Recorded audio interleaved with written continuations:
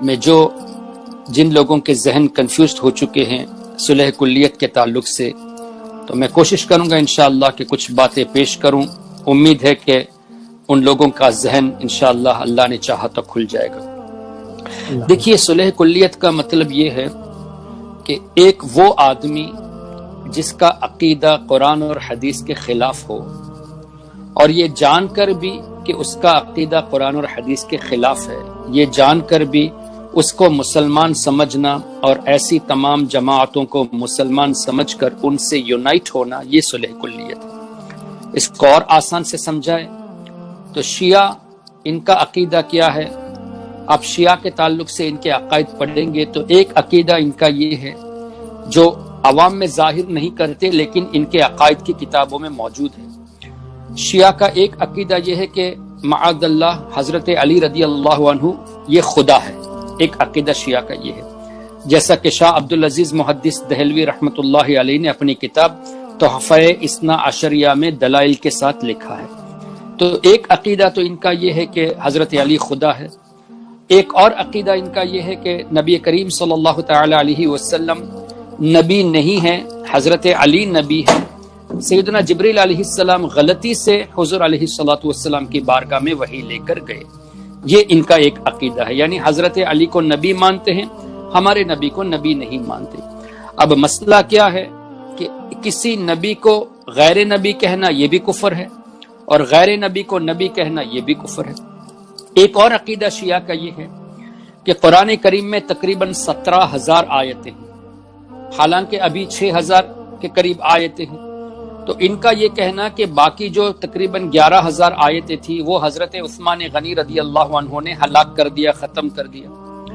تو اب اس کا جواب یہ ہے کہ قرآن کریم میں اللہ نے فرمایا انا نحن نزلنا الذکر وانا لہ لحافظون، ہم نے قرآن نازل کیا، ہم اس کی حفاظت کریں گے. تو جب اللہ نے اپنے ذمہ کرم میں حفاظت لے لیا ہے تو ایک لیٹر کا بھی، ایک حرف کا بھی فرق نہیں آ سکتا، اور انہوں نے 11,000 آیتوں کا فرق دکھا دیا، تو ایسے کہنے والے بھی کافر ہیں. اب ایک آدمی یہ جانتے ہوئے کہ یہ کفر ہے اور یہ کہے کہ نہیں یہ بھی مسلمان ہیں، ہم ان سے یونائٹ ہو جائے، یہ ہے صلح کلیت. اسی طرح قادیانی، جن کا یہ عقیدہ ہے کہ نبی کریم صلی اللہ علیہ وسلم کے بعد نیا نبی آ سکتا ہے. حضور علیہ الصلوۃ والسلام کے بعد کوئی نیا نبی نہیں ہے، اور یہ قرآن اور حدیث سے ثابت ہے. اگر نبی پاک صلی اللہ علیہ وسلم کے بعد نیا نبی ہو سکتا تو حضرت ابوبکر صدیق رضی اللہ عنہ مسیلمہ کذاب سے جہاد کیوں کرتے؟ یہ چھوڑ دینا چاہیے تھا کہ چلو وہ نبوت کا دعویٰ کر رہا ہے، ہمیں کیا لینا دینا. ایسا تو نہیں، بلکہ جہاد فرمایا اور حضرت وحشی رضی اللہ عنہ نے قتل فرمایا مسیلمہ کذاب کا. تو یہ عقیدہ کہ قادیانیوں کا حضور کے بعد نیا نبی آ سکتا ہے اور وہ نبی مانتے بھی ہیں مرزا غلام محمد قادیانی کو، تو یہ کفر ہوا. اب ایسے عقیدے والے کو یہ کہے کہ نہیں یہ مسلمان ہیں، ہم ان سے یونائٹ ہو جاتے ہیں، یہ ہے صلح کلیت. اچھا، پھر قادیانی کو یہ ذہن کس نے دیا؟ قاسم نانوتوی نے. قاسم نانوتوی نے اپنی کتاب تحذیر الناس میں لکھا کہ حضور علیہ الصلوۃ والسلام کے زمانے میں یا ان کے بعد نیا نبی آ سکتا ہے. تو نئے نبی کے امکان کو بتایا قاسم نانوتوی نے، پاسبلٹی کو بتایا. تو اب جب حضور کے بعد کوئی نیا نبی آ ہی نہیں سکتا تو یہ پاسبلٹی کا بتانا یہ بھی کفر ہوا. اب قاسم نانوتوی کون ہے؟ یہ دارالعلوم دیوبند کا فاؤنڈر ہے.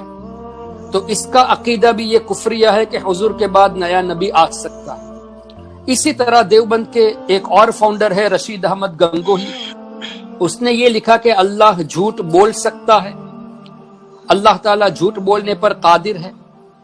اسی طرح خلیل احمد امبیٹوی نے براہین قاطعہ میں لکھا کہ شیطان کا علم نبی پاک صلی اللہ علیہ وسلم کے علم سے زیادہ ہے، اور یہ بھی لکھا کہ شیطان کا علم تو قرآن سے ثابت ہے، نبی کا علم ثابت کرنے جاؤ گے تو یہ شرک ہو جائے گا.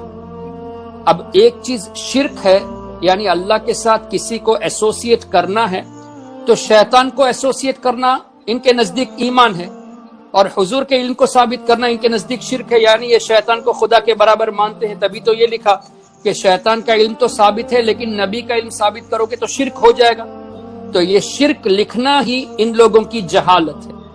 اسی طرح اشرف علی تھانوی نے نبی پاک صلی اللہ علیہ وسلم کے علم کے تعلق سے موازنہ کیا کہ ایسا علم تو جانوروں کے پاس ہے، پاگل کے پاس ہے، بچوں کے پاس ہے، تو اس طرح کمپیریزن کیا۔ تو اب مجھے بتائیے کسی آدمی کا یہ عقیدہ ہو اور وہ اپنی کتابوں میں لکھتے بھی ہیں، چھاپتے بھی ہیں، آج تک چھاپتے ہیں، تو ایسے لوگ جن کے عقائد کفریہ ہے، ہم ان کو مسلمان جان کر اور ان سے متحد ہونے کی کوشش کریں، یہ صلح کلیت ہے۔ تب مسلمانوں کو چاہیے کہ یہ دیکھیں کہ بھئی ہمیں عوام سے کوئی پرابلم نہیں ہے، ہم عوام کو صحیح بات سمجھانے کی کوشش کرتے ہیں، لیکن عوام ان لوگوں کی جو کتابوں کو فالو کرتے ہیں اور ان کو اس کفریہ عقائد کے باوجود بھی ان کو مسلمان سمجھتے ہیں، تو یہ عوام کے اوپر بھی کفر آ جائے گا۔ ظاہر ہے ایک آدمی کے کفر عبارت کو صحیح سمجھ کر اس کو مسلمان ماننا یہ بھی کفر ہو جائے گا۔ تو عوام کو چاہیے کہ وہ علماء اہل سنت کے پاس بیٹھ کر صحیح عقیدہ پڑھے، اور ایسے لوگ جن کے عقائد ایسے ہیں اور آج بھی دارالعلوم دیوبند سے کتابیں چھاپتے ہیں، عام کرتے ہیں، وہابیوں کی کتابیں عام کرتے ہیں، ان لوگوں سے دور رہنے کی کوشش کرے۔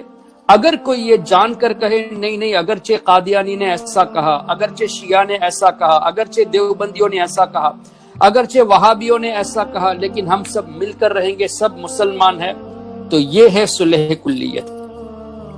جس کا ایمان نہیں ہے، جس کا عقیدہ کفریہ ہے، اس کو جانتے ہوئے ان کو مسلمان سمجھنا اور ان سے اتحاد کرنا، یہ صلح کلیت ہے۔ اور یہ اتنا ڈینجر ہے کہ یہ قرآن کے خلاف ہے۔ کیسے قرآن کے خلاف ہے؟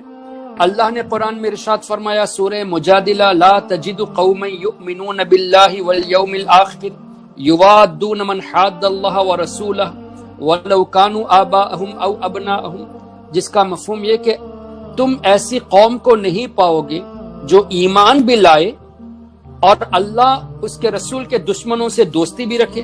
یعنی مسلمان وہ نہیں کہ وہ ایمان بھی لائے اور رسول کے دشمنوں سے، اللہ کے دشمنوں سے دوستی رکھے، یہ مسلمان کی شان نہیں ہے۔ اور اللہ نے یہ بھی فرمایا کہ اگر اللہ اور اس کے رسول کے دشمن تمہارے باپ بھی ہو تو دور رہو، بیٹا بھی ہو تو دور رہو، بھائی ہو تو بھی دور رہو، رشتہ دار ہو تو بھی دور رہو۔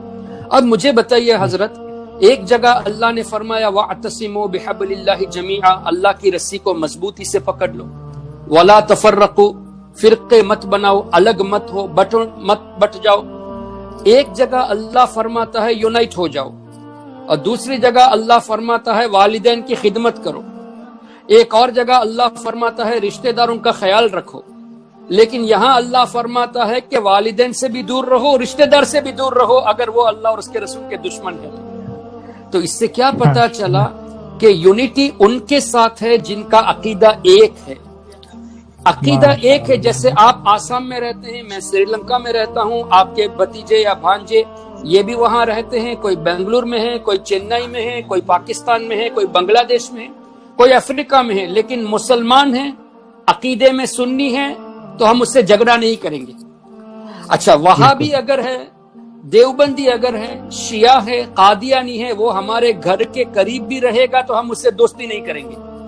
تو قرآن کے روح سے کیا پتا چلا کہ ایک عقیدے والے یہ آپس میں نہ لڑے۔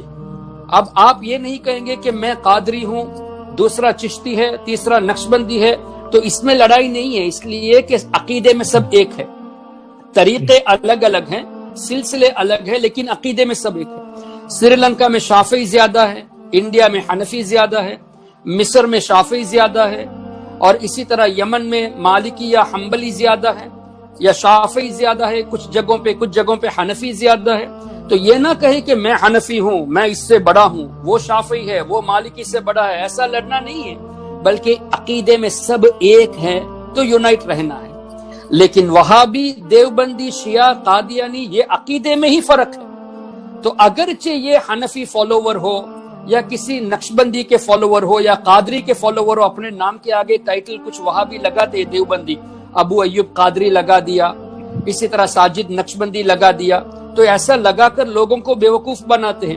تو کوئی کتنا ہی لیبل لگا کر آئے، ہم اس کی بات کو نہیں مانیں گے۔ اگر وہ دیوبندیت کو، وہابیت کو، شیعت کو فالو کرتا ہے تو اس کی بات ہم نہیں مانیں گے۔ اب جو صلح کلی ہے وہ اس لیے ڈینجر ہے کہ قرآن میں اللہ نے فرمایا ایسے لوگوں سے دور رہو، یہ کہتا ہے کہ نہیں ہم سب مسلمان ہیں، ایک ساتھ رہیں گے، تو یہ قرآن پہ عمل کہاں ہوا؟ ہمارے نبی صلی اللہ علیہ وسلم نے ارشاد فرمایا کہ جو بد عقیدہ ہے، جن کے عقائد غلط ہے، ان کو سلام مت کرو، ان کے ساتھ کھانا نہ کھاؤ، ان کے ساتھ پانی نہ پیو، ان کے ساتھ شادی نہ کرو، وہ بیمار ہو تو ان کو دیکھنے مت جاؤ، وہ مر جائے تو نماز جنازہ مت پڑھو۔ یہ کیوں فرمایا؟ کلمہ تو پڑھتے تھے، کلمہ اگرچہ پڑھتے تھے، چونکہ عقیدہ غلط ہے اس لیے ہمارے نبی نے دور رہنے کو فرمایا۔ اب مجھے بتائیے، ہمارے نبی دنیا میں تشریف لائے سب کو یونائٹ کرنے کے لیے، اچھا پیغام دیا۔ اسلام کا مطلب ہی السلام علیکم، پیس ہے، سلامتی کا مذہب ہے، اسلام ہی سلامتی ہے۔ تو جس مذہب میں سلامتی ہے تو ہمارے نبی نے گستاخوں سے دور رہنے کا حکم کیوں دیا؟ ان کو سلامتی کی دعا مت دو، سلام بھی مت کرو۔ یعنی ایسے لوگ سلامتی کے بھی لائق نہیں ہیں۔ نماز جنازہ میں کیا ہوتا ہے؟ اللہم اغفر لحینا ومیتنا وشاہدنا وغائبنا۔ حضور نے نماز جنازہ سے منع فرمایا، یعنی ان کے لیے مغفرت کی دعا بھی مت کرو۔ اب بیمار کوئی ہوتا ہے تو جا کے کیا کہتے ہیں کہ فکر نہ کرو، اللہ تمہیں شفا دے گا۔ ہمارے نبی نے ان کی عیادت سے بھی منع فرمایا۔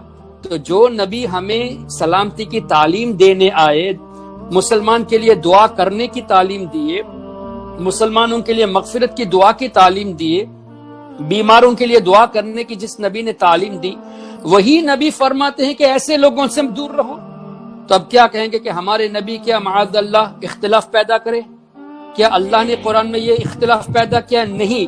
تو جو صلح کلیت کے ذہن والے ہیں کہ سب ایک ہیں، چاہے وہ وہابی ہو، دیوبندی ہو، سب ایک ہے، وہ ایکچولی قرآن کے بھی خلاف جاتے ہیں، حدیث کے بھی خلاف جاتے ہیں۔ تو ان لوگوں کو چاہیے کہ مسلمان بن کے رہے، قرآن کے خلاف مسلمان کا لیبل بنا کے لوگوں کو بیوقوف نہ بنائے، لوگوں کو بہکائے نہیں، بلکہ سچا مسلمان بن کے رہے، اپنے عقیدے والے جتنے ہیں ان سے مل کے رہے، اور جن کے عقائد غلط ہے ان کو سمجھانے کی کوشش کرے، سمجھ جائے تو اچھی بات ہے، نہ سمجھے تو ان سے دور رہے۔ اور دور رہنے میں فائدہ کیا ہوگا؟ سورہ مجادلہ میں اللہ نے فرمایا اولئک کتب فی قلوبہم الایمان وایدہم بروح منہ، یہ وہ لوگ ہیں جن کے دلوں میں اللہ نے ایمان نقش فرما دیا، یعنی اللہ نے ان کے دلوں میں ایمان مضبوط فرما لیا، نقش فرما لیا۔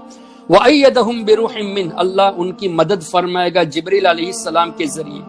اب ظاہر ہے آپ اگر اپنے شہر میں، یا ہمارے ویورز اگر اپنے شہر میں کسی وہابی سے دور ہے، کسی دیوبندی سے دور ہے، تو کچھ لوگ کہیں گے صلح کلیت ذہن والے کہ ارے یہ دیکھو سب سے دور رہتا ہے، ایسا تھوڑی ہونا چاہیے کہ اس کو دور کر دیتے ہیں۔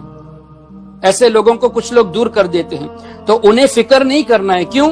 اللہ نے فرمایا ایسے لوگوں کے دلوں میں اللہ نے ایمان نقش فرما دیا ہے، اور اللہ نے فرمایا کہ جبریل علیہ السلام کے ذریعے مدد فرمائے گا۔ تو اب ہمیں چاہیے کہ ہم ان لوگوں کی مدد کے امیدوار رہے یا جبریل علیہ السلام سے مدد کے امیدوار رہے؟ اللہ نے جبریل علیہ السلام کے ذریعے مدد کا فرما دیا، پھر فرمایا رضی اللہ عنہم ورضوا عنہ، اللہ ایسے لوگوں سے راضی ہے، وہ اللہ سے راضی ہے۔ پھر وَيُدْخِلُهُمْ جَنَّاتٍ تَجْرِي مِن تَحْتِهَا الْأَنْهَارُ، اللہ ایسے لوگوں کو جو پکے مسلمان ہیں انہیں جنت میں داخل فرمائے گا۔ پھر کیا فرمایا؟ اولئک حزب اللہ، یہ اللہ کی جماعت ہے۔ الا ان حزب اللہ هم المفلحون، اللہ کی جماعت ہی کامیاب ہے۔ تو ہمیں یہ نہیں سوچنا کہ لوگوں نے ہمیں دور کر دیا، بلکہ یہ سوچنا ہے کہ ہم مضبوط رہیں گے تو ہمارا ایمان مضبوط ہوگا، جبریل علیہ السلام مدد فرمائیں گے، اللہ راضی ہوگا، جنت عطا فرمائے گا، اور اللہ ہمیں اللہ کی جماعت میں شامل فرمائے گا۔ اس سے بڑھ کر کیا ہے؟ اللہ